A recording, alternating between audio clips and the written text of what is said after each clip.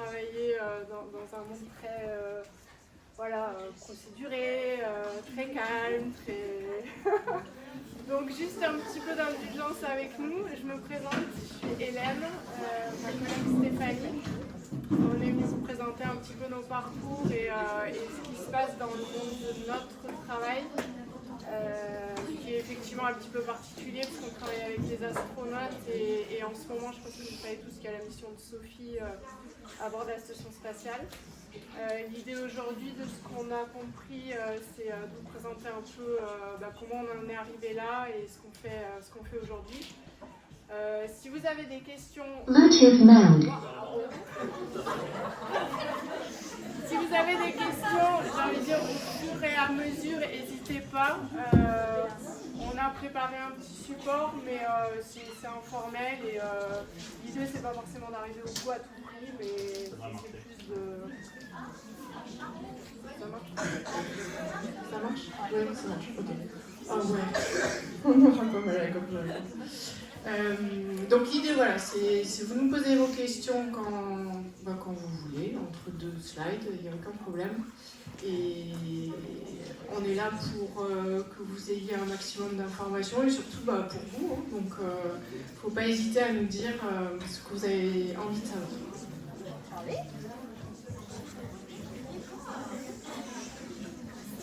Du coup, on va vous proposer d'abord de parler de notre parcours, comment on en est arrivé là. Donc moi, je suis ingénieure biomédicale, donc j'ai fait une formation d'ingénierie biomédicale à Toulouse. Il faut savoir que j'ai commencé par des études de médecine, j'ai fait qu'un an, j'ai validé mon année, mais je n'ai pas été classée. Donc du coup, je n'ai pas pu être médecin, mais j'ai validé mon année parce qu'il y avait plus de 10 de moyenne. Donc ça m'a permis de rentrer dans un bac plus 2 et donc en école d'ingénieur biomédical. Une première partie du L2 au Master 1, alors je ne sais pas si ça s'appelle encore comme ça aujourd'hui, mais en tout cas c'est du bac plus 2 au bac plus 4 à Toulouse. Et enfin Master 2 à l'université de Nice Antipolis. Et donc ça fait un bac plus 5, ingénieur biomédical. À quoi ça sert un ingénieur biomédical? Normalement, c'est fait pour acheter des dispositifs médicaux, du matériel médical dans les hôpitaux, ou bien vendre les dispositifs médicaux quand on est dans des sociétés. Donc les vendre au laboratoire, les vendre aux hôpitaux. Aujourd'hui, je ne fais pas du tout ça. Aujourd'hui, je suis ingénieure biomédicale à MEDES et je mets en place des expériences en physiologie humaine sur les astronautes. Je suis basée à Toulouse, ça fait 15 ans que je fais ce métier et j'ai aussi une certification particulière en fait, qui m'a été donnée par l'Agence spatiale européenne qui me permet d'opérer en salle de contrôle les expériences en temps réel avec les astronautes. Et donc c'est mon métier aujourd'hui, je suis responsable d'expérience en micropesanteur, en physiologie humaine sur les astronautes. Et ma responsable, c'est Hélène, ma collègue. Ok, de mon côté, j'ai commencé par faire une thèse. Alors cette thèse, je l'ai faite après avoir fait des études en STAPS. J'ai commencé par le sport. Et puis finalement,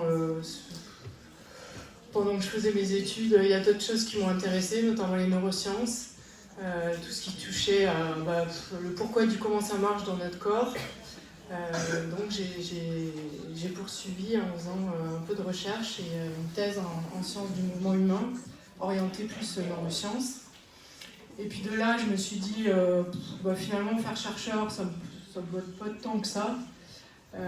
Pendant ma thèse, j'ai fait des expériences de vol parabolique. Je ne sais pas si vous savez ce que c'est, le vol parabolique, si vous en avez entendu parler. C'est un avion là, qui fait des paraboles et puis à chaque pic de parabole, on flotte dans l'avion et pendant quelques secondes. Et pendant ces secondes-là, les chercheurs peuvent faire plein d'expériences. Et entre autres, certaines sont axées sur le corps humain. D'avoir fait ça, ça m'a orienté ça m'a permis de découvrir le domaine du spatial. J'avoue qu'à cette époque-là, je ne savais même pas qu'il y avait des astronautes à bord d'une station en permanence au-dessus de nos têtes. Et de découvrir ce monde ça a piqué un peu ma curiosité et je dis ok, je vais postuler là-dedans. Je ne serai pas chercheur, mais je travaillerai quand même dans le monde de la recherche par ce biais-là. Donc j'ai été embauchée au MEDES. Stéphanie, le MEDES, je pense qu'on ne l'a pas dit, c'est l'Institut de médecine et de physiologie des études spatiales. Et dans cette structure, il y a plusieurs pôles. Il y a un pôle clinique, il y a un pôle projet et il y a un pôle opération spatiale. Donc nous, avec Stéphanie, on est sur le pôle opération spatiale. Et c'est là que j'ai été embauchée en tant qu'ingénieur, ingénieur biomédical, où il a fallu effectivement s'occuper des expériences de physiologie qui nous sont confiées, qui sont réalisées avant la station spatiale. Et puis au fur et à mesure des années, après avoir fait le tour de la question de responsable d'expérience, je suis passée manager des opérations spatiales, donc je m'occupe de l'équipe qui aujourd'hui supporte toutes les opérations qui sont réalisées à bord de la station avec les astronautes sur tout ce qui touche au corps humain. Donc je ne sais pas si vous avez des questions ou si on continue. C'est bon pour tout le monde? Okay. S'il y a des mots qu'on utilise que vous ne comprenez pas, il ne faut pas hésiter à nous dire. Oui.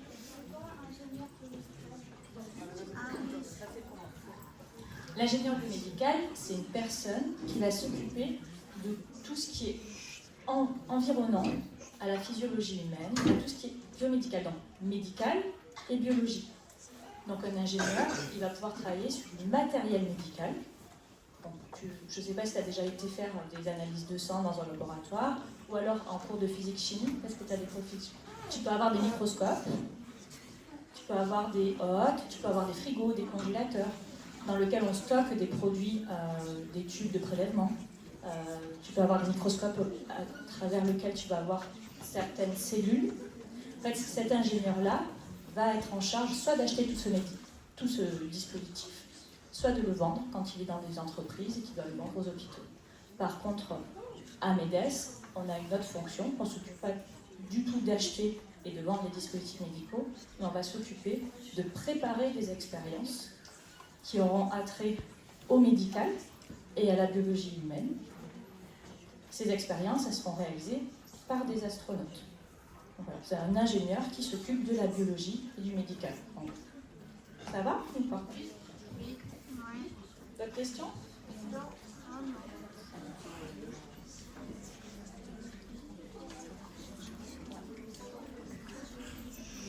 Donc, comment ça se passe mon métier?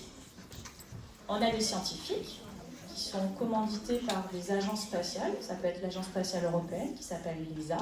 Ça peut être la NASA, qui est l'agence spatiale américaine, l'agence spatiale canadienne, l'agence spatiale japonaise, également la Russie, également. Et les scientifiques vont imaginer un protocole expérimental. Ils veulent étudier quelque chose sur l'astronaute. Ça peut être comment les eaux se comportent à bord de la station en micropesanteur, parce qu'il faut savoir qu'ici, les eaux se renouvellent en permanence grâce à la gravité, et ça nous permet d'avoir des eaux bien solides, de bien tenir sur nos jambes. Par contre, à bord de la station, il n'y a plus de gravité, le corps va être un petit peu plus flemmard et ne nécessite pas en fait de renouveler l'os en permanence. Donc un scientifique peut se dire, je veux étudier comment l'os fonctionne à bord de la station spatiale, comment il se dégrade à bord de la station. C'est pareil pour le système musculaire, c'est pareil pour le système nerveux. Donc les scientifiques, ils ont plein d'imagination et ils veulent étudier plein de choses au niveau du système physiologique de l'astronaute, mais aussi sur d'autres expériences sur les matériaux, mais nous on est spécialisés vraiment en physiologie humaine. Donc les scientifiques écrivent ça sur le papier, nous on reçoit ce cahier des charges, leur idée d'expérience, et ce qu'on va faire, c'est qu'on va étudier la faisabilité de cette expérience à bord de la station, avec les ressources disponibles à bord de la station, avec les contraintes disponibles, et on va imaginer comment on va pouvoir faire cette expérience à bord de la station. On va imaginer quels sont les matériels qu'on doit utiliser, comment l'astronaute va pouvoir l'utiliser à bord de la station, et enfin, comment on va pouvoir récupérer toutes ces données. Et nous, on va écrire toutes les procédures, tout le concept opérationnel qui va permettre à l'astronaute de réaliser en autonomie ou avec notre aide quand on est en salle de contrôle, l'expérience. Donc tout part d'un cahier des charges scientifique et nous, on imagine comment on va faire pour le faire à bord de la station spatiale. D'accord? Donc, en préparant ces expériences, la petite cerise sur le gâteau, c'est d'être dans une salle de contrôle, de pouvoir en temps réel supporter l'astronaute à la réalisation de cette expérience. S'il y a une anomalie, on est tout à fait capable, nous, d'anticiper ces anomalies, de donner des réponses, de lui dire comment corriger l'anomalie, comment continuer l'expérience, comment on va pouvoir continuer à collecter les données. Si on ne connaît pas la réponse de suite, on est capable dans nos laboratoires de reproduire l'expérience, d'essayer de simuler l'anomalie pour essayer d'avoir des idées, des pistes de résolution d'anomalies. Donc on a vraiment cette partie opérationnelle. On a la partie préparation, la partie opérationnelle et la partie où on va récupérer les données des expériences et on va les donner aux scientifiques. Nous n'étudions pas les données que nous collectons, ce sont vraiment les scientifiques qui récoltent les données et qui les étudient. Donc notre métier, c'est vraiment d'être ingénieur, d'imaginer l'expérience telle que le scientifique voudrait récupérer ces données et nous donnons les données aux scientifiques. On a la chance de travailler avec plusieurs agences internationales, comme je vous l'ai dit. Donc, on peut être amené à voyager aux États-Unis, en Allemagne, parce qu'il y a le centre d'entraînement européen des astronautes qui est aussi situé en Allemagne, au Japon éventuellement, au Canada. En tout cas, c'est une coordination internationale et ça nécessite de devoir parler anglais tous les jours, que ce soit dans les mails, dans les conversations et avec les astronautes à bord de la station. La langue utilisée, c'est la langue anglaise, uniquement.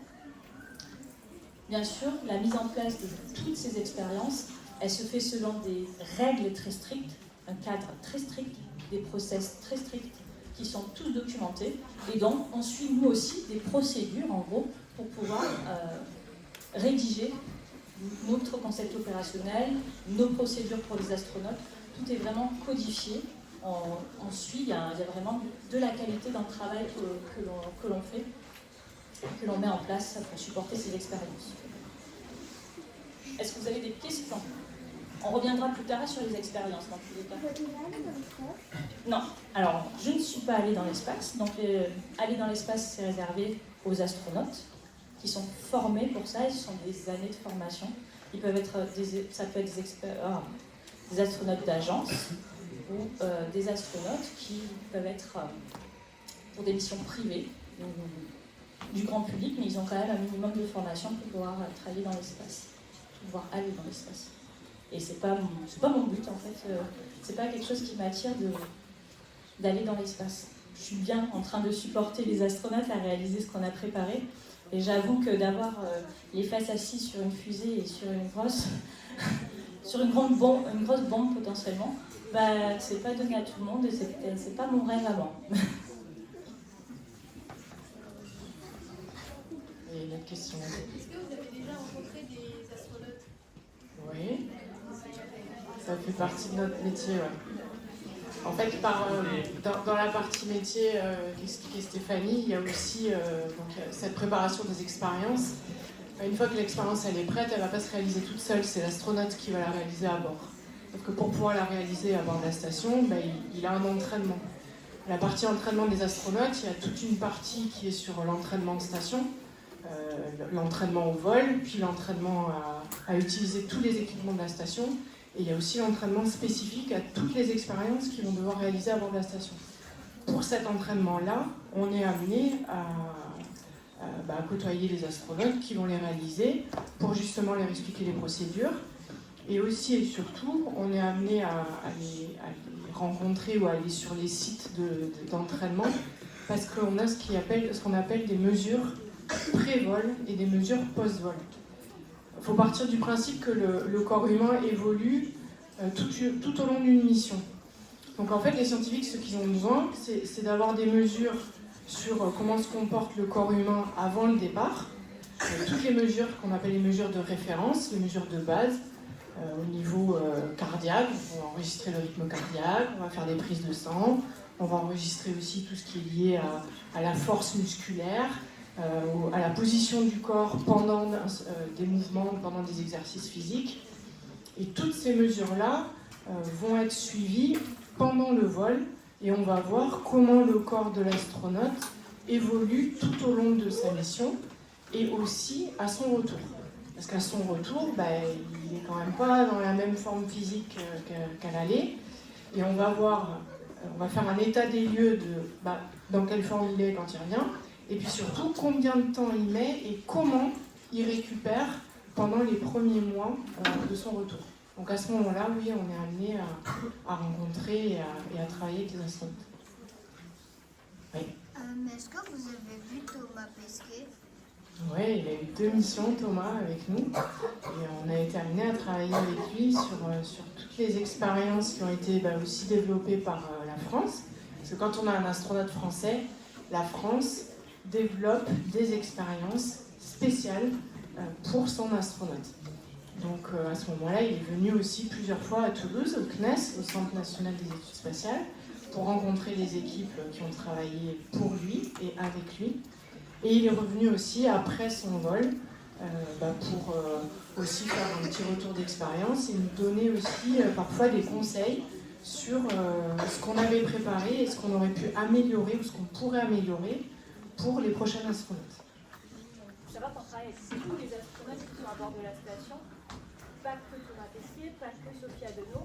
Et les missions de Thomas et de Sophie sont des missions en plus avec des expériences supplémentaires. Et c'est très appréciable pour nous d'avoir aussi des astronautes européens qui sont français, parce que ça permet d'avoir un retour un peu plus important sur notre travail, sur comment on aurait pu améliorer les choses, faire en sorte que les expériences se passent mieux.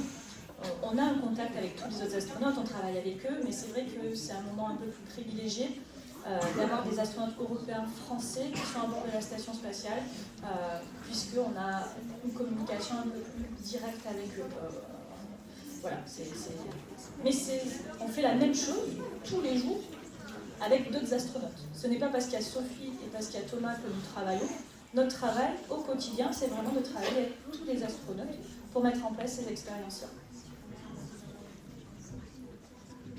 Bon, sachant qu'évidemment, l'ISS tourne autour de nous en permanence et qu'elle est en permanence habitée. Il y a tout le temps des astronautes à bord de la station. Et les rotations sont en moyenne tous les 6 mois. Et ils sont en moyenne, on va dire, 6 astronautes à bord en permanence. Plus ou moins en fonction des vols et des aléas des allers-retours. Toujours habité. Ouais. Est-ce que c'est vrai que la station internationale va être détruite en 2030? Alors c'est effectivement une option aujourd'hui qui est travaillée par les différentes agences. La station est vieillissante, donc effectivement oui, ils sont en train aujourd'hui de prévoir de désorbiter cette station et ce sera remplacé par d'autres plateformes. Et aujourd'hui, le plan actuel c'est 2030. Peut-être 2032, mais effectivement, la station, dans les prochaines années, est amenée à ne plus être utilisée comme elle l'était jusqu'à maintenant. Oui ? Pourquoi ? Parce que, alors, avant qu'on ait l'ISS, il y avait, par exemple, il y avait MIR. C'est des modules qui ont, comme tout, une fin de vie. C'est comme quand, je vais faire une comparaison un peu basique, mais c'est comme quand on achète un frigo. Un frigo, au bout de 15 ans, 20 ans, à un moment donné, on a beau bien l'entretenir, essayer de le réparer, et il marche plus. Donc la station, aujourd'hui, elle a un coût d'entretien qui arrive à un moment où il faut envisager de changer. Et aujourd'hui, les nouvelles technologies et les politiques de chaque pays amènent les agences à réfléchir à de quoi on a besoin pour l'avenir, pour la recherche, pour les vols habités, pour les vols lointains. Est-ce qu'on fait des recherches toujours en station, en orbite basse? L'ISS est ce qu'on appelle en orbite basse, 400 km au-dessus de nos têtes. Mais il y a aussi aujourd'hui tous les projets qui visent à voir qu'est-ce qu'on peut faire sur la Lune avec les bases lunaires et potentiellement les projets sur les vols martiens. Donc pour arriver à ces vols très très longs, la recherche va être un petit peu différente et les plateformes qu'on va être amené à faire voler dans l'espace doivent aussi évoluer. Donc l'ISS sera plus là, mais il y aura d'autres plateformes en orbite basse qui vont permettre de faire de la recherche.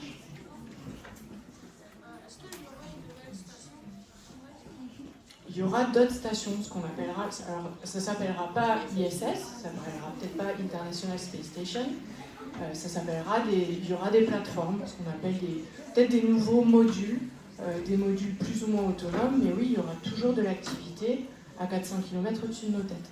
Ce sera juste des modules différents et des façons de travailler différentes.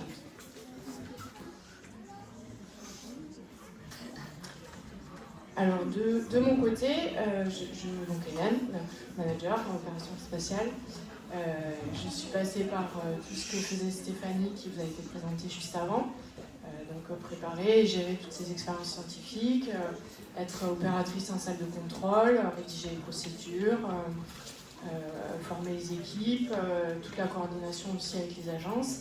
Et aujourd'hui, je suis manager de cette équipe d'ingénieurs.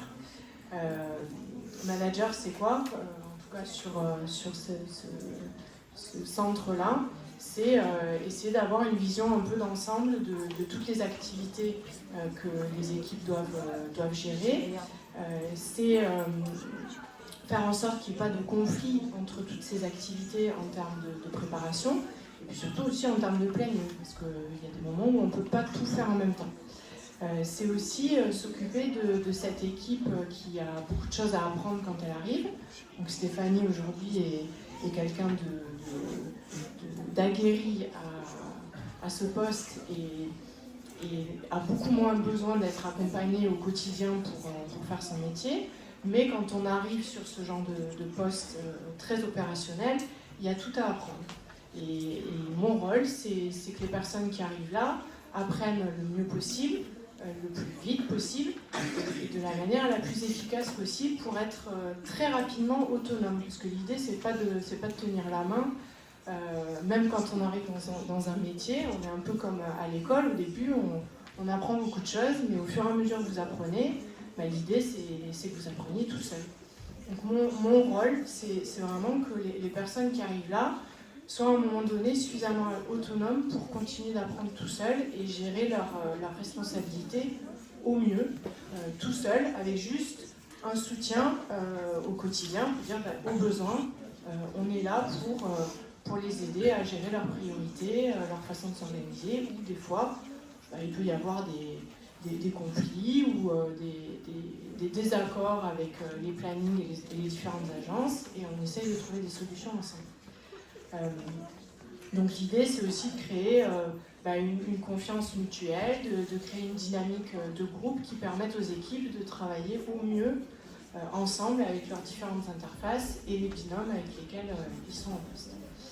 C'est gérer aussi les moments un peu de crise, les moments un peu critiques, parce que mine de rien, on a beau travailler avec des grosses agences comme le CNES, la NASA, l'ESA, les plannings bougent tout le temps, parce que je pense que si vous avez eu un peu suivi l'actualité avec la mission de Sophie, vous avez vu que son vol n'est pas parti tout à fait à la date prévue de départ.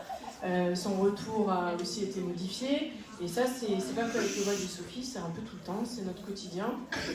Et en fonction des aléas planning, effectivement, on a des fois des petits raccourcis à prendre qui génèrent pas mal de stress au niveau des équipes, parce que quand on leur dit finalement le vol qui était prévu dans 6 mois, c'est demain.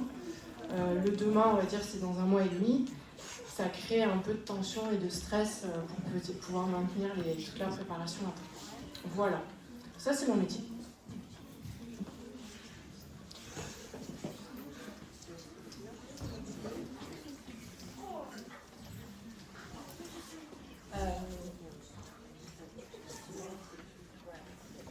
Juste pour vous dire rapidement que ce qui est fait à bord de la station spatiale, les études dans l'espace et l'exploration, ça a aussi des retombées sur ce qui se passe ici sur Terre.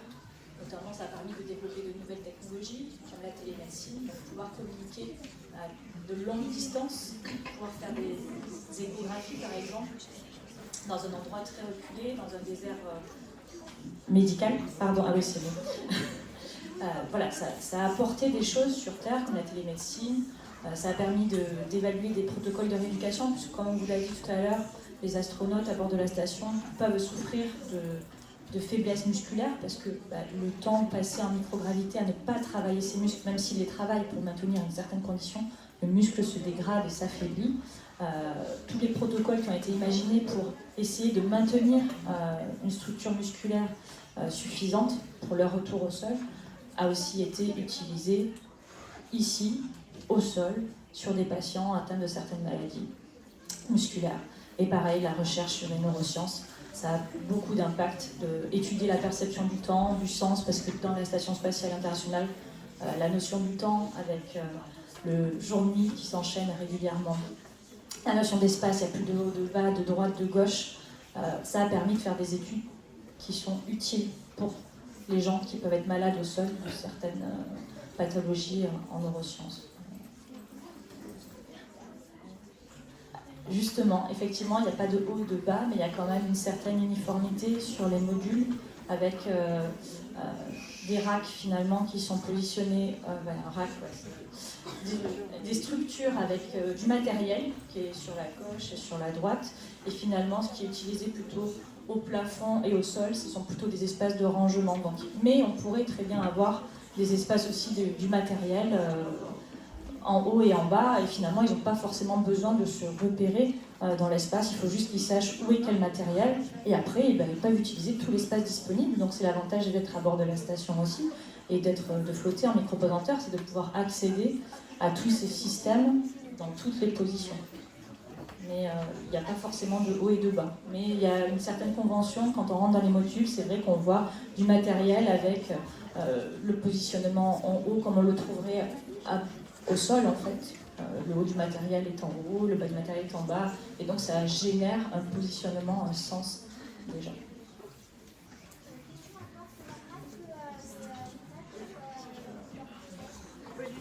Ah ouais, ça ne doit pas passer. Ouais. On va continuer, parce qu'il reste un peu de temps, on va passer sur le bol de Sophie Adeno, mais il y a quelque chose que j'aimerais vous dire, c'est que vous êtes en train d'étudier, vous passez votre temps à étudier, à aller en cours, à apprendre, mais en fait vous n'avez pas fini d'apprendre. Je suis désolée de vous le dire, mais quand vous allez travailler, c'est pas grave si on ne sait pas tout, et on va continuer à apprendre. Donc essayez de continuer à essayer d'apprendre comment on apprend, parce que notre métier c'est un perpétuel apprentissage. C'est pas grave si on ne sait pas tout quand on arrive dans notre métier, c'est pas grave si notre formation ne nous a pas conduit à faire ce métier-là, on peut changer, notre parcours peut changer, mais par contre, ça peut amener de belles choses, de belles surprises, et vous allez continuer à apprendre même dans votre métier, même dans le métier que vous choisirez. Et puis si un jour vous décidez de faire un métier quelconque, vous pouvez toujours changer. Les parcours ne sont pas linéaires, la preuve en est pour nos parcours d'Hélène et moi. En tout cas, on n'était pas destinés à faire du spatial, on n'avait pas une passion du spatial, et en fait, nos parcours ont fait qu'on est tombé dans ce milieu, et ça nous a passionnés, et on a réussi à, même si on n'a pas une formation spécifique sur ça, on a été formé après, une fois qu'on est arrivé dans notre métier. Donc c'est vraiment important d'apprendre à apprendre et de se dire que le chemin n'est pas tout tracé et qu'on peut toujours changer de voie si besoin.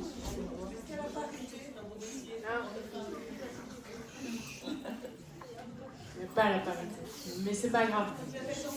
Il n'y a pas la parité, mais c'est pas grave. Chacun a un parcours différent. Les femmes, effectivement, aujourd'hui, sont sous-représentées dans beaucoup de domaines. Mais c'est pas ça qui doit être bloquant, parce que dans un parcours, chaque femme, chaque homme va le vivre vraiment différemment.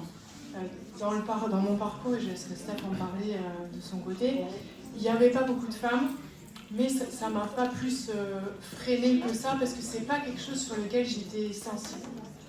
Donc en fait, je pense que c'est aussi une question de sensibilité de chacun, mais il faut surtout pas être sur ces critères-là pour faire un choix de cursus ou de vie.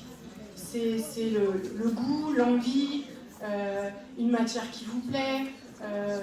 S'il y a quelque chose qui vous plaît, il faut y aller dedans. Femme, homme, j'ai envie de dire, il faut mettre ça de côté, même si sur certains parcours, c'est pas évident. mais c'est pas ça qui doit être le précurseur, le driver d'un choix. C'est vraiment qu'est-ce qui vous plaît aujourd'hui. Alors effectivement, vous êtes au collège. Moi, au collège, j'aimais pas le collège. J'aimais pas ça. Voilà, j'aimais pas l'école, j'aimais pas étudier. Ça me correspondait pas. Jusqu'à ce qu'à un moment donné, il y ait une matière qui plaise, quelque chose qui pose des questions, qui intéresse. Alors oui, il faut toujours aller étudier le reste. Il faut toujours faire toutes les autres matières, mais toutes les autres matières, elles sont là pour que votre cerveau il apprenne à réfléchir. Si elles ne vous plaisent pas aujourd'hui, c'est pas très grave, ça vous apprendra quand même à réfléchir. Et gardez votre curiosité vraiment sur toutes les petites choses qui à un moment donné vont dire « Ah tiens, ça me fait me poser des questions » ou « Ça, ah ouais, ça c'était trop cool aujourd'hui, j'ai bien aimé ça ». Parce que peut-être plus tard, c'est ça qui fera que vous choisirez un métier, vous choisirez une orientation. Et même si ce métier-là, vous avez choisi peut-être au lycée, à un moment donné, vous dites « Ah ouais, mais non, finalement ça, c'est bof. Ah ouais, mais il y a ça qui m'intéresse. » Et bien ce truc qui vous intéresse, faut y aller aussi. C'est pas, comme disait Steph, c'est pas tout tracé. Vous savez pas tout aujourd'hui, vous saurez pas tout demain. Et peut-être qu'un jour dans votre vie, vous aurez quelque chose qui arrivera, qui piquera votre curiosité, et c'est là-dedans qu'il faudra aller, sans vous poser la question de est-ce que c'est un métier fait pour une femme, est-ce que c'est un métier fait pour un homme, parce que d'ici 10 ou 15 ans, il y aura encore des choses qui auront évolué, qui auront changé. Et même si dans 10 ou 15 ans, il y a encore plus d'hommes que de femmes sur certains métiers, votre place sera là quand même. Donc votre curiosité ou c'est même pas la curiosité, c'est à un moment donné, il y a toujours un petit truc qui va vous plaire quelque part. Ça, ce sera votre super pouvoir. Ça, c'est notre message aujourd'hui. On est quand même plutôt bien représentés en termes. Il y a pas mal de femmes dans notre service. Non, voilà, pas de limite, pas d'interdiction, et c'est pas parce qu'un métier, vous avez l'impression qu'il n'est pas fait pour les femmes, qu'il ne l'est pas. Il n'y a pas de métier, en fait, il n'y a pas de métier genré, que ce soit pour hommes ou pour femmes, on peut tout faire. Les femmes peuvent tout faire et les hommes peuvent tout faire aussi.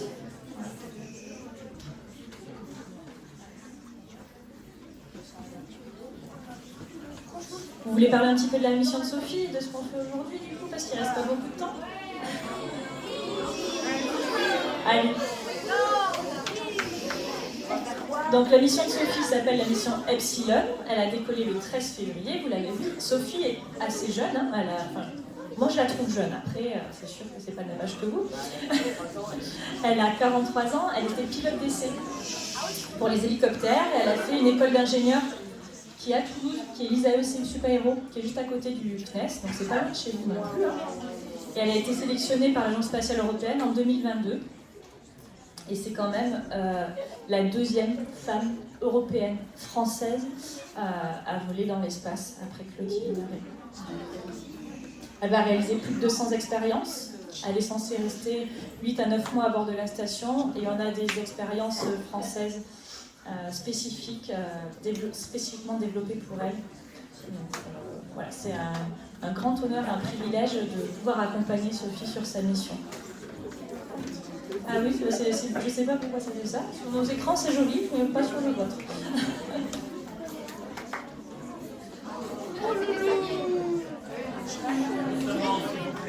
Je vous assure, elles sont plus belles sur l'écran de l'ordinateur. Donc Sophie, c'est une astronaute avant tout européenne. Elle est française, mais elle est européenne. Et elle a embarqué avec d'autres collègues. Donc Jessica Meyer, qui est une femme, commandante du coup de ce vol. Elle est américaine. Il y avait Jack Hathaway, qui est un pilote. Sophie.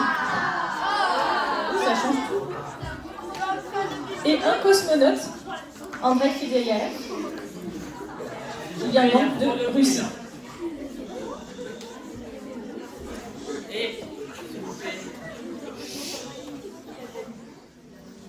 Je commence par...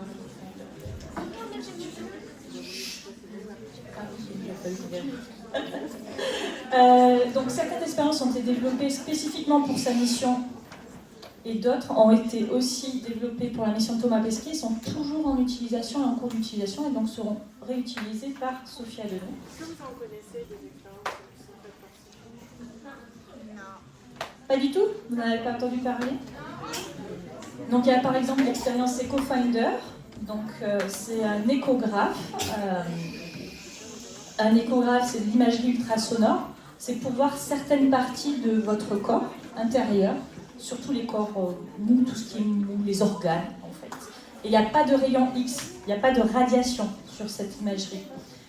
Et depuis Thomas Pesquet, sur la première mission de Thomas Pesquet, on a développé un échographe qui était téléopéré, donc opéré depuis le sol par un expert, comme un médecin, et dont les sondes pouvaient bouger à bord de la station. Donc Thomas n'avait juste qu'à positionner la sonde sur lui-même, et enfin, un expert au sol pouvait déplacer la sonde et prendre les images dont il avait besoin. Et l'amélioration qui a été apportée pour Sophie, en tout cas, c'est de faire de l'utilisation de l'imagerie, de l'intelligence artificielle et de la réalité augmentée, ce qui permet de préparer les futures missions d'exploration pour lesquelles on n'aura pas de contact direct avec le sol, et donc de permettre à l'astronaute, sans être un expert, de pouvoir réaliser des imageries sur lui-même, tout en étant guidé par l'intelligence artificielle et la réalité augmentée, sans avoir besoin d'un expert médical au sol ou sans avoir besoin de connaissances particulières. C'est-à-dire que le système va détecter un organe et la meilleure position possible pour avoir la meilleure qualité d'image possible. Donc ça, c'est une nouvelle technologie qui est en train d'être testée par Sophie. Tu as une question, excusez-moi. La réalité augmentée, tu as dû voir ça dans les jeux vidéo. Tu prends en fait ton corps, tu as une espèce de casque d'image et ça va reproduire en fait le positionnement de certains de tes organes, de ton corps. Ça va augmenter la réalité, imager la réalité telle qu'elle serait. Comment dire c'est une réalité. Si tu as pris des images au sol, par exemple, je te fais une photo de toi, je peux la mettre dans un casque, je t'allonge, et ce casque va me proposer des images de toi alors que je ne suis pas en train de te voir. C'est une aide en fait, c'est une réalité qui a été formée grâce à des images qu'on a prises au sol et qu'on a reproduit dans un système, dans un casque ou dans une tablette. Là, en l'occurrence, elle utilise une tablette. C'est une aide à la reconstruction de ton corps ou de ton environnement. Ça peut être d'autres parties de l'environnement. C'est comme un jeu vidéo. Oui ?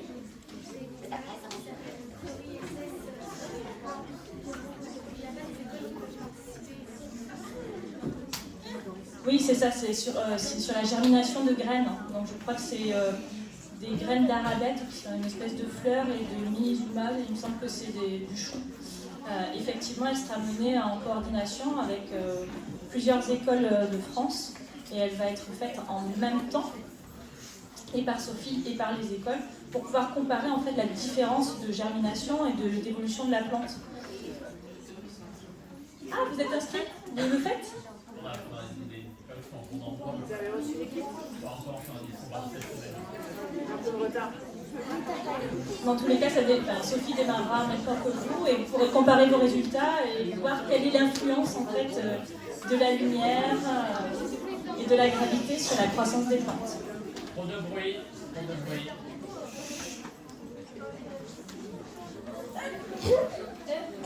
Bon, allez, on a aussi une expérience qui n'a pas été développée spécifiquement pour Sophie, mais qui continue à être utilisée, qui s'appelle Everywhere, mais c'est une application, c'est un logiciel qui est sur un iPad et qui permet de collecter des données médicales, des données nutritionnelles de manière sécurisée. Et ça, c'est très important.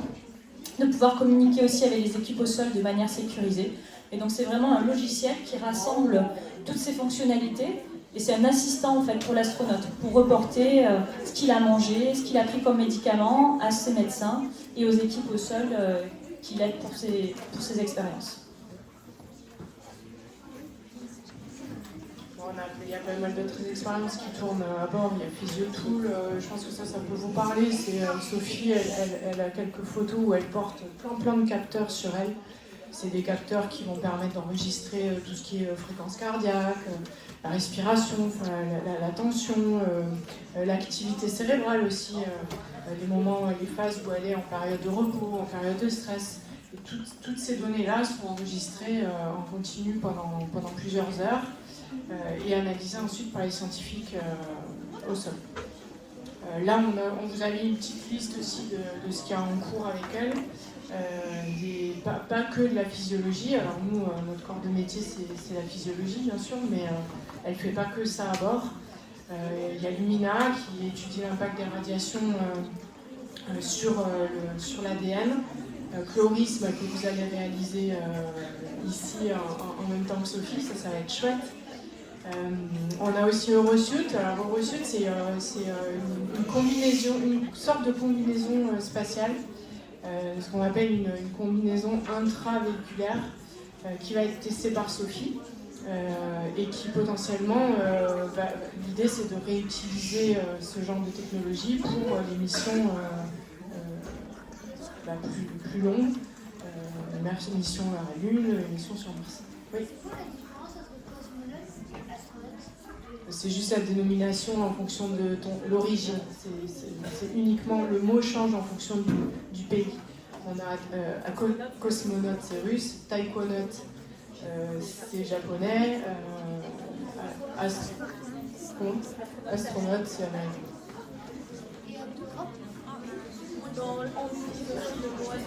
Astronaute, je m'en rappelle pas comment je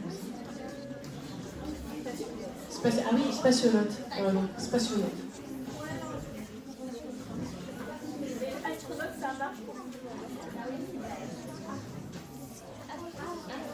Un petit mot juste avant de finir sur les équipes chez nous. Le CADMOS, je ne sais pas si on vous a dit ce que c'était, c'est le Centre d'aide au développement des activités en micro-pesanteur et des opérations spatiales. C'est tellement long que on dit CADMOS. Là, la photo que vous voyez à gauche, c'est la salle de contrôle. C'est depuis là qu'on communique avec les astronautes. À droite, c'est une partie de l'équipe qui célèbre le début de la mission Epsilon, parce que la préparation a été raccourcie et sous pression. Un petit récap, la Proxima, Alpha et Epsilon, c'est les 3 missions à ce jour qui ont été supportées par la France et par le CADMOS. 3 missions nationales du coup, qui sont quand même assez notables pour notre pays et qui nous ont permis de participer à l'aventure spatiale, non pas en support à des astronautes à bord de la station, mais à des astronautes européens, français, dont aujourd'hui Sophie qui est quand même là-haut et dont on est très, très fiers. N'hésitez pas à aller regarder les réseaux sociaux. Tous les dimanches, Sophie poste une expérience. C'est assez sympa à regarder. Si vous y avez accès, vous pouvez demander à vos parents. Je pense que ça y est aussi sur YouTube. Des expériences reprises et des explications de phénomènes physiques qui sont expliqués par Sophie. Donc les dimanches de la science, faits par Sophie. N'hésitez pas à les regarder et les jeter un œil. C'est assez intéressant. Est-ce que vous avez des questions ? Il vous reste 2 minutes pour pouvoir.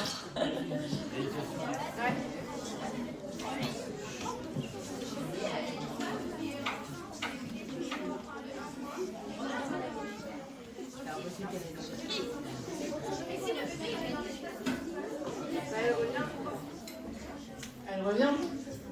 En fait, il y a un suivi médical qui est très très poussé. Ils passent des tests à tour de bras avant de partir, ils sont en quarantaine avant le décollage. C'est aussi pour éviter pour eux tous les risques liés à quelques maladies terrestres que ce soit. Et aussi pour les femmes, effectivement, on évite de monter là-haut si on est enceinte. Ça risque d'être compliqué à gérer quand même. Il y a plein de radiations, c'est pas très bon pour les enfants. Ouais.